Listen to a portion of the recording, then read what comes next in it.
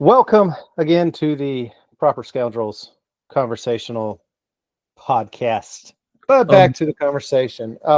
What do you think about people who do a chemical cheat to get healthy? what do you mean? Like the new diet shots, like the Ozempics and the Wegovy's, and there's some other stuff out there, but I don't know. The women at my office talk about it all the time. Okay, so do you want my politically correct answer or my real answer? I do not want anything politically correct.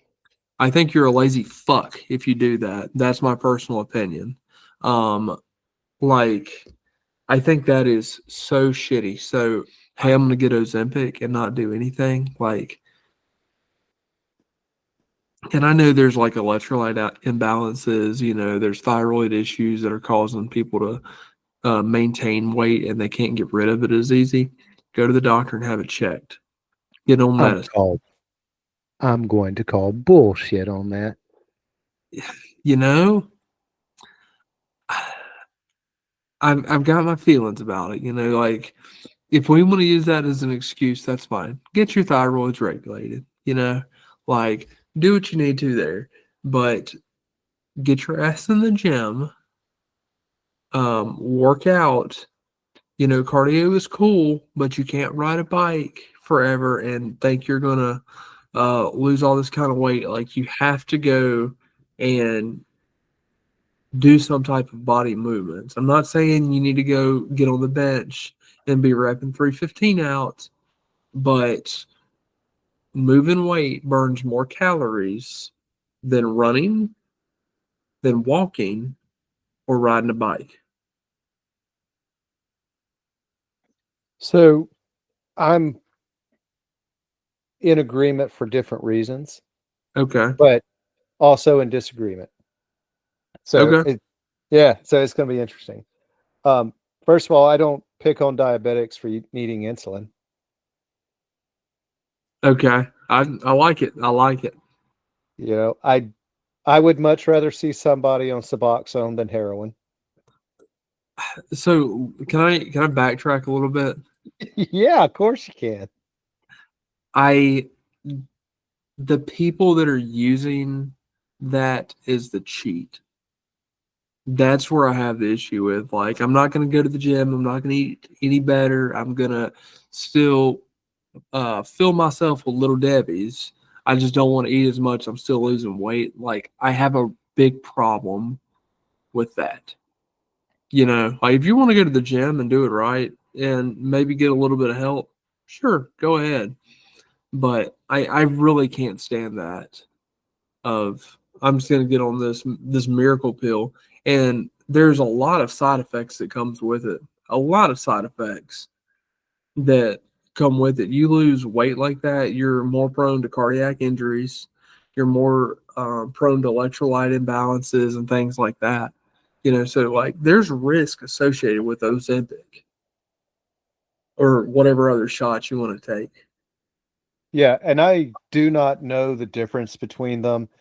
I've heard conversation about the differences between them, so I accept that there's differences between them. But I think it comes down to what is the lesser evil. And so I am against obesity in all its forms, and I have been obese. I have not been morbidly obese, but my body fat at one point was above 30%. Really? Yep. I'll put a picture up here and so people can see how big I was. And it was a skinny fat obesity too, because if I was wearing a big enough jacket, you may not know that I was as out of shape as I was. Wow. But it, yeah. So when I was getting fat, the last time I weighed myself, I was 235 Wow. and I got bigger. I just didn't weigh myself anymore. So at one point, I was having to pry my butt into, well, not my butt, but pry my stomach into a 38 waist pant. And so I was big, and it was mostly body big, so mostly in my trunk. Okay.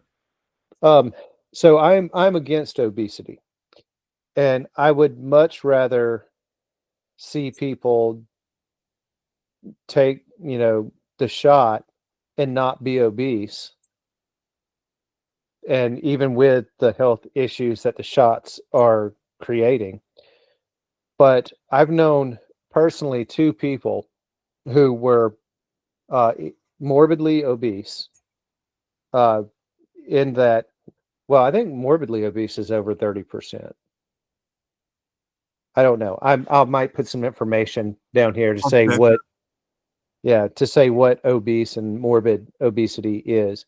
But I know two guys who were morbidly obese. Both of them were type 2 diabetic, and they went on the shots, whether it was, I don't know which one they went on.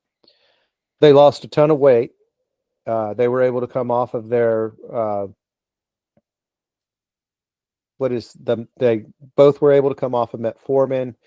Their cardiac markers improved because of the loss of the weight. So I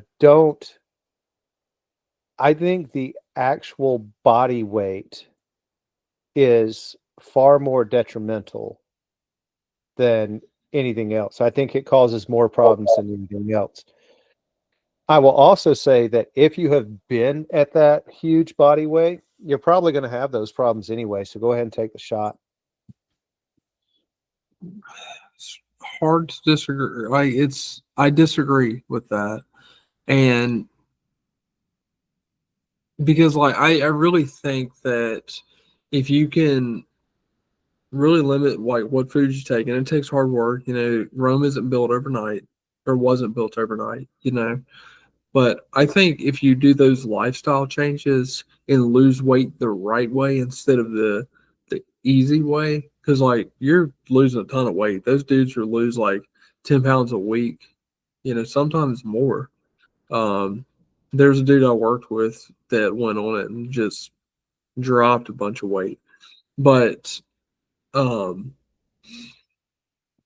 I don't see that there's a health benefit of that. Like, yeah, like your joints are probably isn't screaming. You're able to fit in those pants a little bit better. But like you've also got some damage that's taking place and it's not healing. You're not letting your body heal itself. So like that's a struggle I have with it.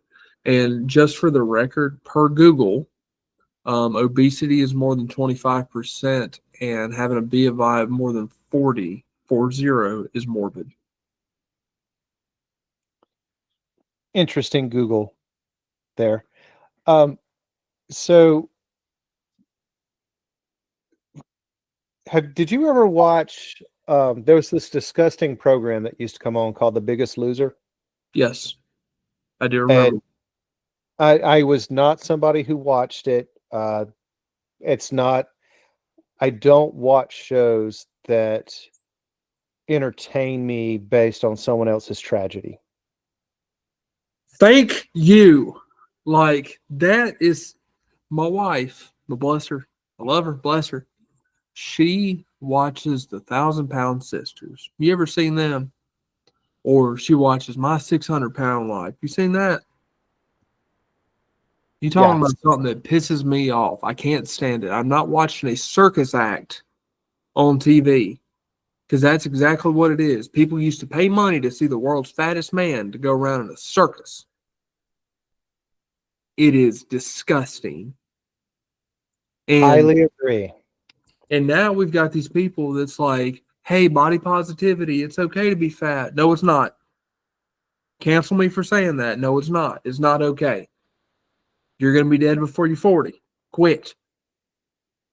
There's a guy that I used to follow on YouTube or someplace that used to like do the stitches. Like you would see him down here in the corner, and then a video would be playing up here. And he was absolutely against it. He's like, "Look, you don't have to be as fit as me, but you don't have to be as fat as that." And so this program, The Biggest Loser, It ran for a while, and I think Hmm. it's finally off. But Bob Green and Jillian Michaels. Yes. So both of those are pretty popular names. They became popular because of their involvement with that show. I think Bob Green also did some stuff with Oprah, but I don't know. I remember both of them being on that show, and I listened to an interview with Jillian Michaels recently. Um, and of the people that were on that program, 3%, three, have kept the weight off. Really? Yes, 3%. Now, I'm going to be canceled now. If you get to 40% body fat, you're not going to make the right choice when it comes to food. Now, you were talking about the 600-pound life or 1,000-pound sisters or whatever. Is one of those is they went to that doctor and she said, I'm a really picky eater. And he said, you weigh Yeah, yeah. 600 pounds. No, you're not. Yeah, that's my 600-pound life. They go to that. And that's another thing. A lot of people love to see that doctor talk to those people in the manner he does. He's spitting facts. He's being very truthful. Before I was rudely interrupted by Spectrum, the premise of that show was you're going to go to this doctor for weight loss surgery, and he is going to say, I will do the surgery, but you've got to prove to me that you're going to change a lifestyle. So you're supposed to lose X amount of pounds in X amount of time. And it follows these people as I mean, they're only eating like 1,200 calories a day, and it's mainly meat. Like, you're going to eat just hamburger meat, you're going to eat chicken, you're going to eat something.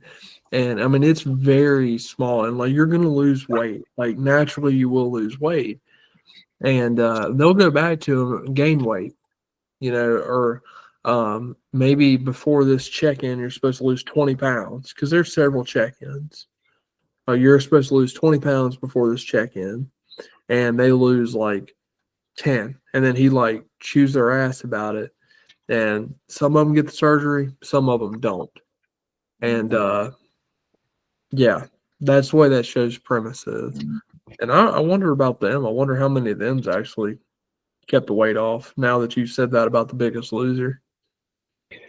So we knew somebody, we worked with somebody who had one of those surgeries. And before they would do the surgery, she had to lose a substantial amount of weight. It was like 20% of her total body weight. Oh, wow. So, and I believe, don't know, for some reason, I think I heard or read or came across this knowledge that that is a requirement of that surgery. Like you have to lose a percentage of your body weight to be eligible for that surgery. Otherwise, the surgery is considered unethical. So to kind of wrap this little piece up, um, I absolutely think that the people who are doing the weight loss shots are cheating the system. And I feel like there's going to be a debt that has to be paid at some time. But I also think that it is better for them now to get down to a more normal body weight.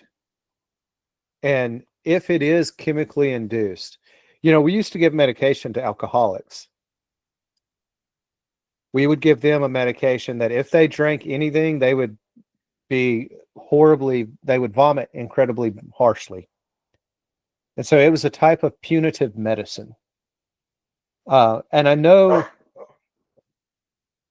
that a lot of the people that are on the shots, especially within 24 hours of the shot, they deal with a lot of nausea. Hmm.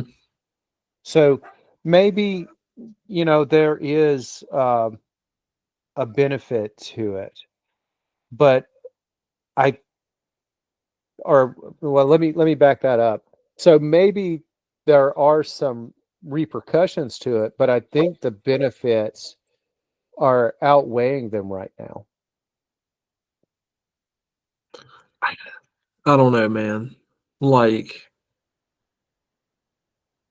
I don't know. I think maybe my thought process is skewed because of the experiences that I have and the experiences that I see.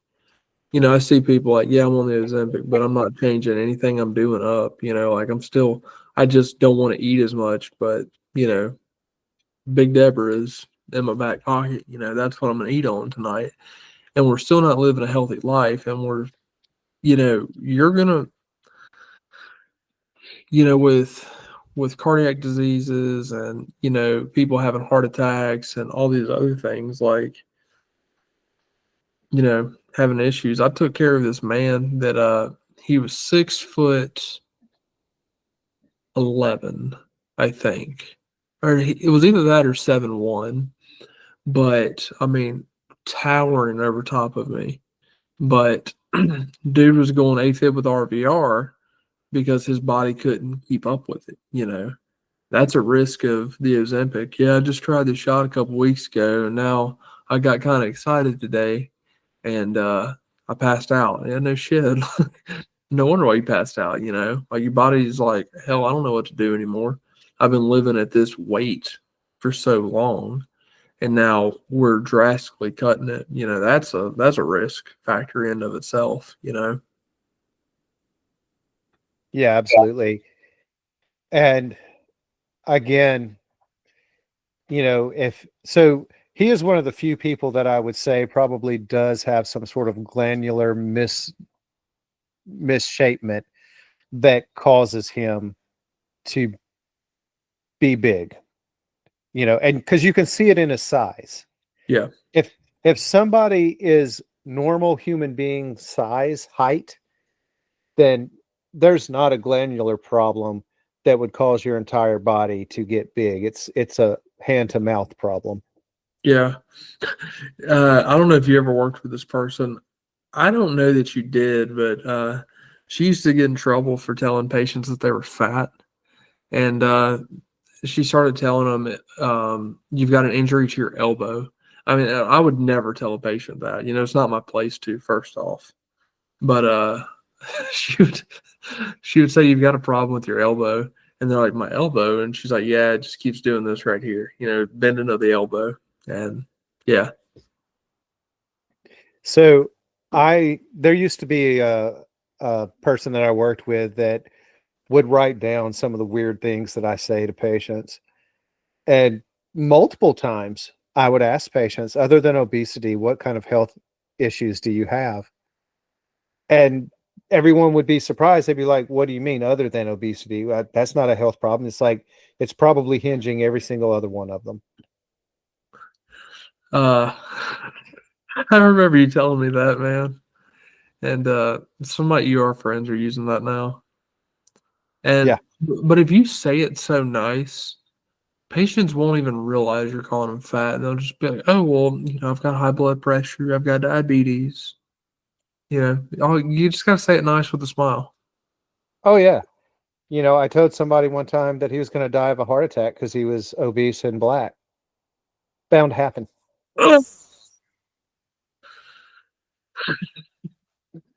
But it's one of those things we can't get past the elephant in the room, literally and figuratively.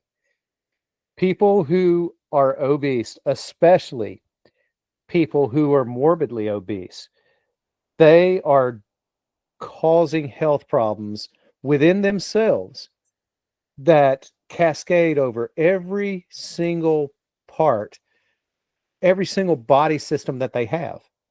So if we take it away with the miracle shot, we probably still have problems, but maybe we have less problems. And in that frame of mind alone, I support it. Do I think it would be so? I absolutely agree with your frame of mind that if you actually put a little bit of discipline in your back pocket, and kicked Big Deborah out of it, that you would still lose the weight. You just wouldn't have the secondary problems. But Yeah. And I think overall health, and I think this is maybe how what I was referring to. Maybe let me shed a different light on it. That if you correct like the overall problems, and I do think that obesity can be directly related to childhood trauma that we just don't know how to handle it, or some PTS or whatever you want a mental health disorder you want to fill the blanket with, right? Because that's something we can say. I think if we address the problem and then start working to correct the problem, we'll work on our mental health, working on whatever has caused us to get to this point, and we take those corrective actions, we're going to lower our risk for heart attacks, we're going to lower our risk for strokes, and doing it in like those good steps, those healthy steps, you know, and I really don't see the benefit of losing 50 pounds in 3 months. I don't, maybe that's not the extreme of what Ozempic is. But if you're losing a little bit over time, I think our body responds to that a lot better and than losing the weight. But a lot of people are lazy and um, don't want to do the hard work and discipline, right? A lot of people just want to take the easy road, and the easy road is Ozempic. But because I've cheated the system so much, or I've lowered that, what incentive do I have to live a healthier life? It's like, well, I've already lost all this weight. I don't have to eat any different. I don't have to eat greens. I don't have to do this. But something else with Ozempic is I think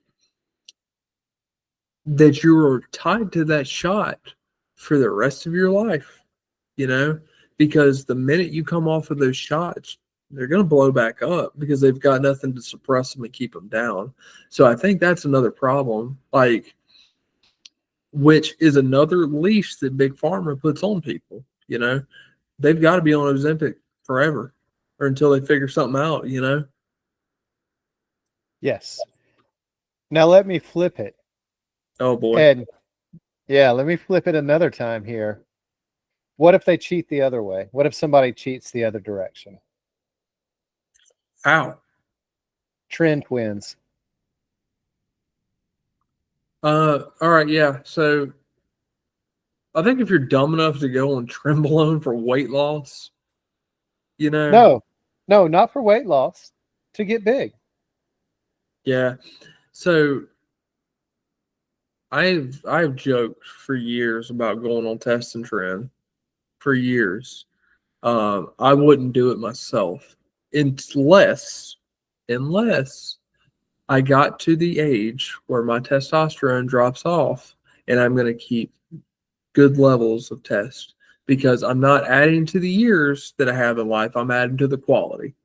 I don't want to be 100 years old looking like Jimmy Carter being wheeled out, you know, and just be a skeleton in a body and there's nothing else going on. But, uh, I want to be 70, 80 years old that's still getting out doing things. And, you know, that's my process there. I know that's technically cheating, but I think the overall health benefits, because testosterone is naturally occurring in our body, sometimes you got to supplement it, right? I think that is okay. Um, you look at these people like Sam Sulek and stuff like that, that's just blasting large amounts of trend. Again, they've got a goal, but I don't think there's anybody that's going to argue me getting in the car to drive to the gym and I'm like already out of breath. I don't think anybody can argue that that's healthy. I really don't. So let's talk about one of our other heroes, Chris Bumstead. Yeah. So Sam Sulek is an absolute extreme, and so are the Trend twins. And it is, those are easy targets. But let's talk about somebody that we respect and we admire. And Chris Bumstead has admitted publicly, so I'm not like busting on him or anything like that. That you don't get to where he is without using illicit steroids. Yeah. Now, I agree. I agree with you about testosterone. I've got a vial in my bathroom right now. Tomorrow's injection day, so I am all in it. But it going down this TRT pathway, it did make me think about things like Ozempic and like steroid use for the enhancement, not for the maintenance. And so I mean, you could easily misuse aspirin. Sure. You could misuse soap. You could misuse anything that you can get your hands on. And so I think that when we look at people who are bodybuilding and using illicit steroids, especially the synthetics, uh, to be able to target specific muscle groups to get big, that's to me that's the same as Ozempic. Uh, you know, I disagree, and here's why. So, sebum is going to look drastically different in 2 years from now than what he does now. Mark my words. What Like he. about what about Mike Jones? But is he doing TRT or is he blasting? I don't I've know never that. heard him talk about it, so I really don't know. So he was on the Unsub podcast, and very early in that episode, um, he said that he was on a synthetic. Now, looking at him, I mean, he's older than you, not as old as me. So there could be a therapeutic use. There could also be, you know, when you get out of the military after a career, sometimes you do the things you were never allowed to do. I don't know what it is. He did not say. If he said, I didn't remember. But So so for the people that don't know, Mike Jones is Grand Thumb, um, off of YouTube, Instagram. He's one of the gun tuber personalities. I know when he was in the Air Force, um, and so again, we've got to talk about the jobs that he was in. So he was a and seer. and we need to really push that just because he was in the Air Force doesn't mean he was gay. That's the Navy. Um, Do we know anybody from the Air Force that wasn't gay? yes, I yeah. don't know. I don't know, man. But I bet we'll see a comment from him on this video. He's one of our subscribers. Love you, buddy. I got you back. I'm sorry. Go ahead. We were talking about Mike Jones while he was in the Air Force. Yeah, so like let's talk about what he was doing in the Air Force. So he was a SEER instructor. So we are um, hiking up mountainous terrain to teach students how to survive out in the wilderness. And then he went to the special operations community. He was either a TACP or a JTAC. He was one of those guys. But he went to that. He went to officer school. He got injured several times doing jumps. Because if you're jumping out of planes, you're gonna have a bad jump at some point. Did you ever have a bad one, Of Jeremiah? the five I did, they weren't bad, but I promise you that they would not have been considered bad jumps, but I can promise you that none of them were good. As somebody who went through airborne training and also did some skydiving, I can tell you that they are not the same, and that anybody who's more than a five jump chump is probably going to have some knee and back problems. I thought you had more than that. I thought you jumped a pretty good bit. Now, like Nope. one of the pilots I work with, he had 47, and then another pilot I work with, he had 30 some odd jumps. Now, one of them, he was only in for 3 years, and he had 40 jumps under his belt, and he was at headquarters battalion, and the colonel he had loved to jump, so they jumped a lot. The other dude, he was airborne ranger. He was doing the Lord's work, and then he went to fly. Apaches, you know. So love those two dudes. But he Mike Jones, Grand Thumb, he had some pretty good injuries. And I think he got med boarded out of the Air Force, and nothing against what he did. His service is very admirable.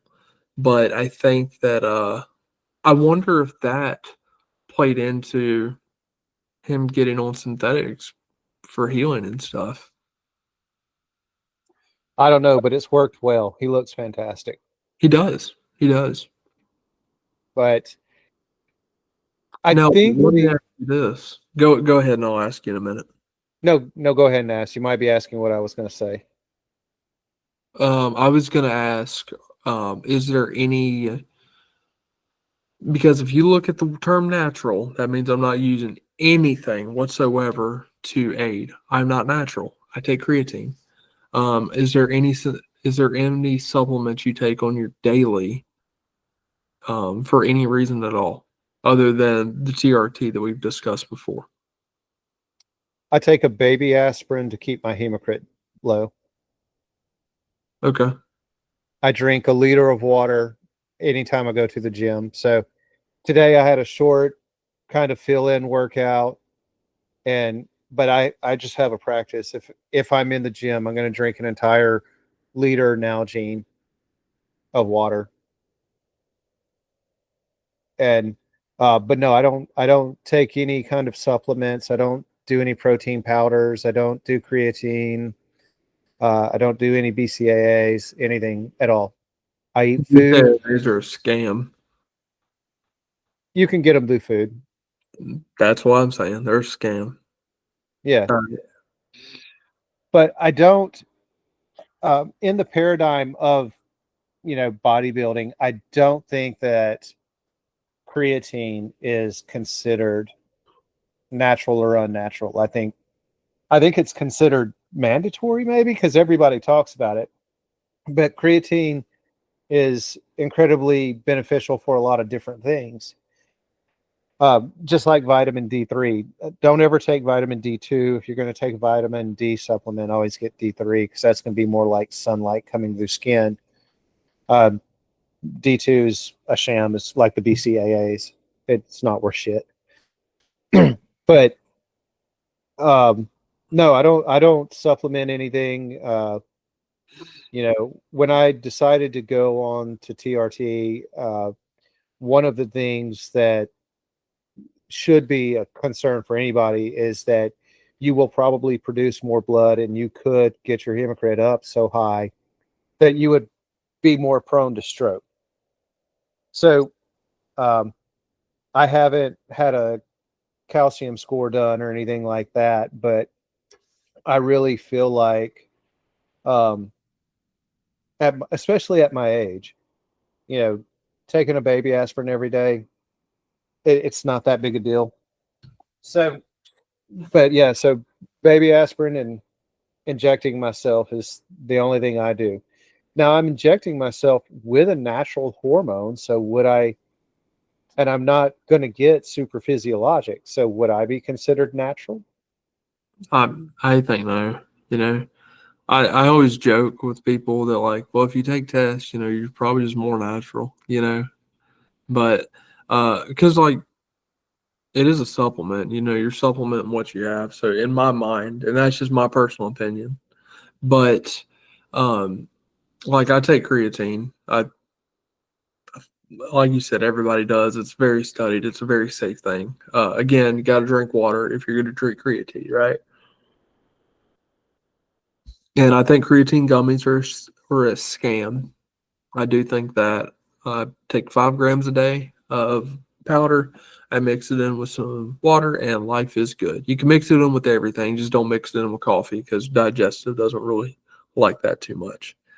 I've started taking lion's mane. That's for brain health. I'm forgetful as hell, and I'm pretty sure my dad's already going through with some dementia. I mean, he's been technically diagnosed, but um, I am Does, seeing more forgetfulness. does he have MCI or early onset? No, So my dad's 80 years old. He'll be Oh 80 yeah. next month. Yeah. So he probably just has MCI, mild cognitive impingement and impairment. So when you said MCI, I thought you were trying to say like a TBI type thing. I thought she had another acronym for that. So no. But yeah, he's got some mild, but you can start to tell that it's a little bit more forgetful. But nothing crazy. Like I'll still let him drive. It's nothing crazy. Um, thank the Lord, right? But um, I think brain health is important, especially this day and age. And I don't get me on a conspiracy rabbit hole because we'll talk for all night. But I do think that brain health is kind of important more It's now. it's the plastics, man. It's the plastic. The plastics cause the Alzheimer's. It's the plastics and it's the water we're drinking. To The be completely fluoride. honest with you, not only that, man. I mean, look at birth control, right?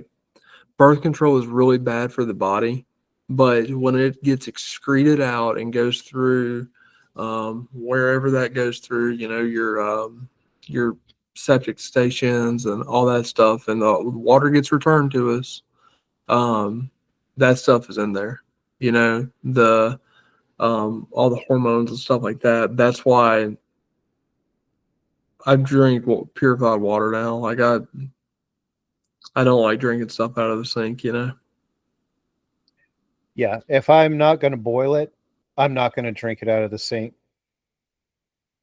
Yeah, I the stuff that is coming through there is bad, and there's a lot of plastics that come through that sink, and you just don't know it because you can't see it. Yeah, just think about where plastics are. Like everybody today is using PEX instead of copper pipe, Yeah. and it's plastic. Um, a reverse osmosis water filter is your friend. Mm, If you're not going to boil it, make sure you drink it from a reverse osmosis water filter. yep. You know, so um, I think we're in a really weird place right now because one, we've been absolutely cheated by the FDA. The FDA is in bed with Big Pharma, and anybody who tells you they're not, they're just stupid. More people getting a job on a board of a pharmaceutical company, the easiest way is to serve in the FDA. Yeah. So it's it's a corrupt system, and it's um, it's very much something that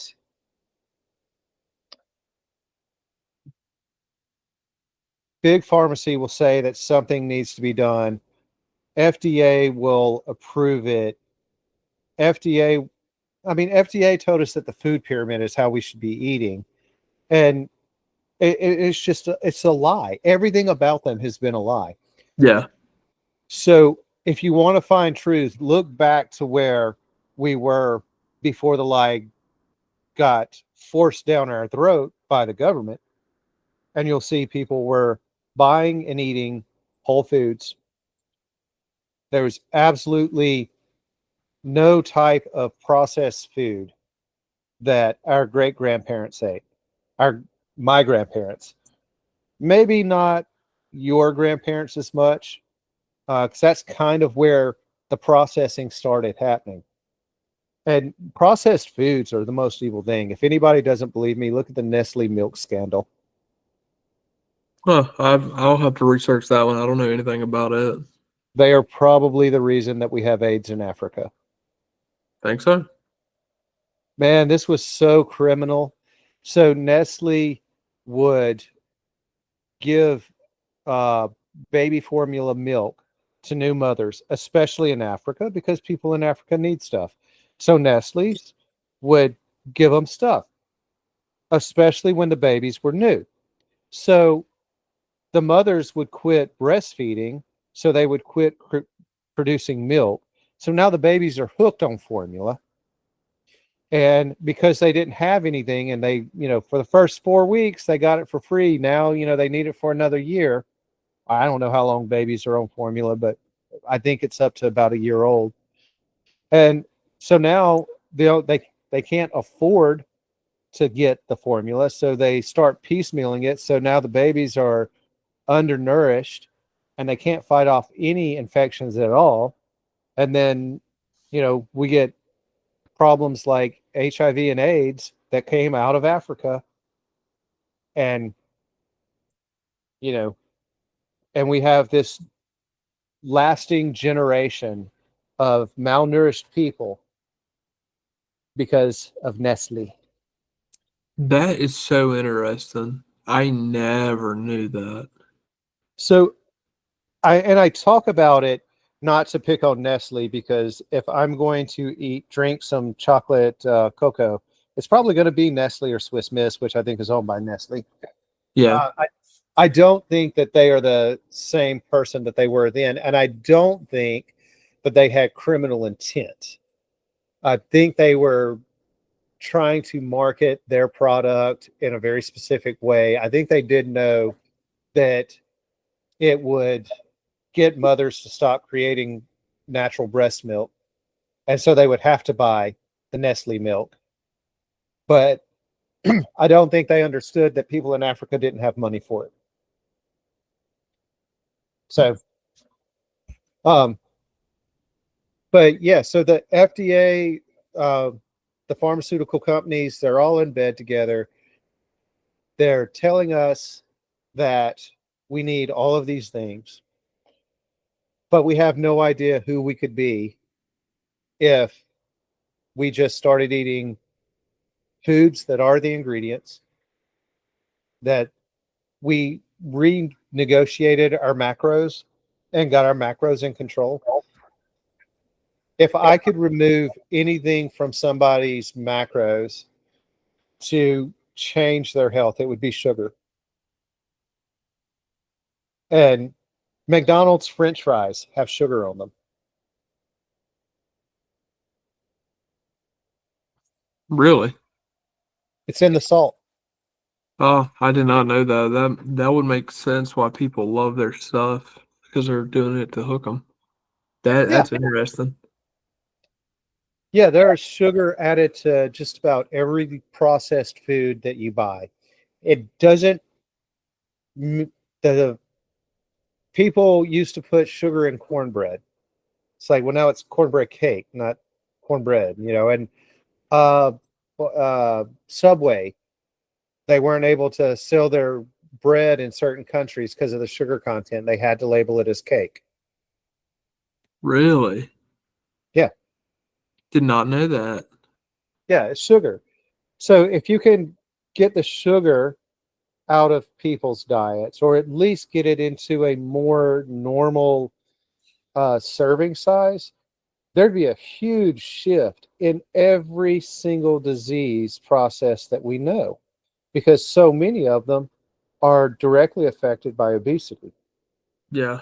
And if you started getting people healthy, big pharma wouldn't make as much money, so the FDA has to feed the machine. So the best rebellion that you can start today is Whole Foods. Yeah. And I'm hoping RFK will directly impact that with his term in office. So hopefully that takes place. But I also hope that he's not going to sell out because he's already changed some of his stance on like vaccines and things like that. I I I don't think that he has, because I think he was very particular about the vaccines that he was against. I don't know enough about it to say, but I heard this conversation, and there are certain vaccines that, um, like if we don't give them, it's going to go crazy again. Smallpox. You Yeah, know, polio. yeah, we really need to focus on which ones. Now, I do agree with some of the conspiracy. Like, do we when is the best time to do it? So I was not vaccinated with anything until I was going into the army. Really? Yeah. So I grew up under religious exemption and did not had a single vaccine. I had chicken pox when I was a kid. I had mumps when I was a kid. Um, I survived. You know, maybe that's what's wrong with me. I don't think that we should be vaccinating babies the way that we do. Yeah, and I'll be honest with you. I think if I had a child, I don't know that I'd have to do a lot of research into what I wanted them to have. I Yeah, I am very not 100% against vaccines, but I don't like them at all. Um, I am 100% against vaccine mandates. yes, I think you should have your choice, and like this whole thing with COVID, there was people that I'm not going to use the word forced, but they were absolutely forced to take vaccines because they were afraid to lose their job. Hell, I was one of them. Got a big old email from the company that I worked for saying that by this date you're going to have it.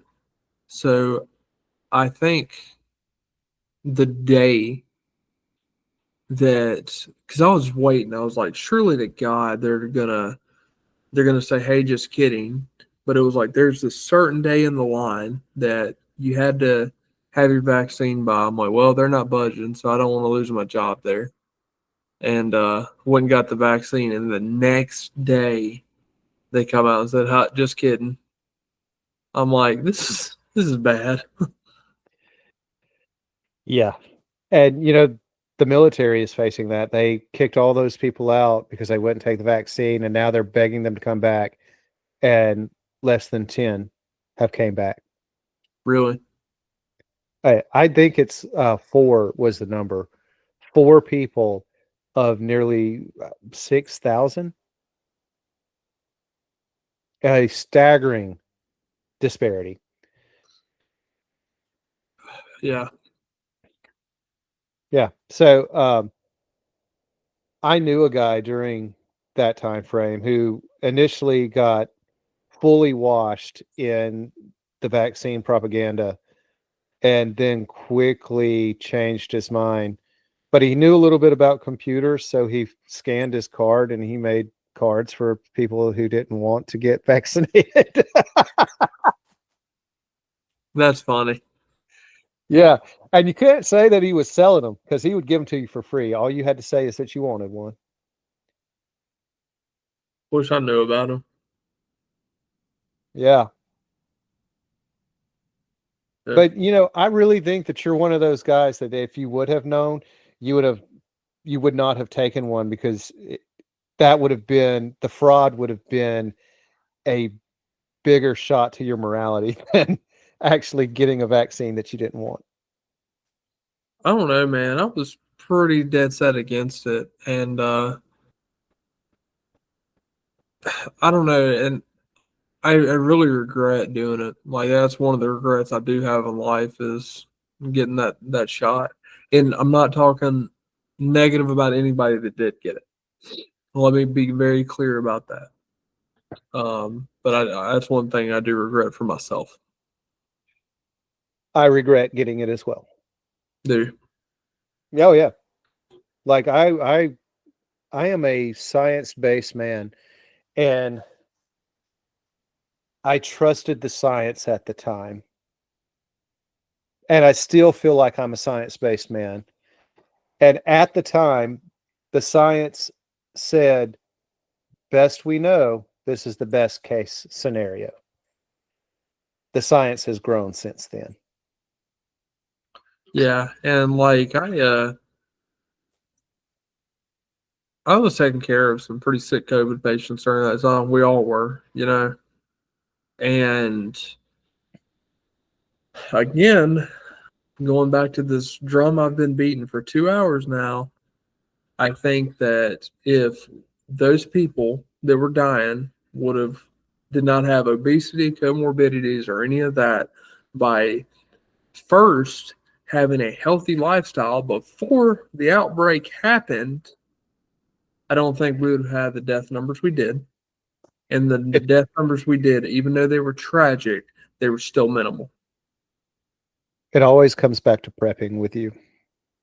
So, hey, what can I say? Yeah, I think an interesting. I don't know if anybody has studied it. I'm a potato, not a scientist. Before COVID, I could pretty much plan on having at least one congestive heart failure call per shift that I went to work. At least one really serious CHF call every week, and probably one CHF related death every month, to barely seeing CHF patients after COVID. Yeah. And I was in one area, I had friends in another area, and we talked about it one time. I said, "Hey, are you still seeing the same amount of CHF patients that you saw pre-COVID?" And they're like, "No, most of them died." So Valid filling point. up, yeah, filling up the lungs with fluid is probably not a good idea. And then giving yourself a respiratory illness, probably not a good idea. I still support mask wearage appropriately. You just don't Um, want to see people. I don't want them to see me. But no, the mask. So mask absolutely worked. If you had COVID and you were wearing a mask, you were substantially less likely to transmit it to someone else. It did not protect it from coming in, but if you had it and you wore a mask, then you probably wouldn't give it to somebody else. And I think that we failed at communicating that to the public en masse.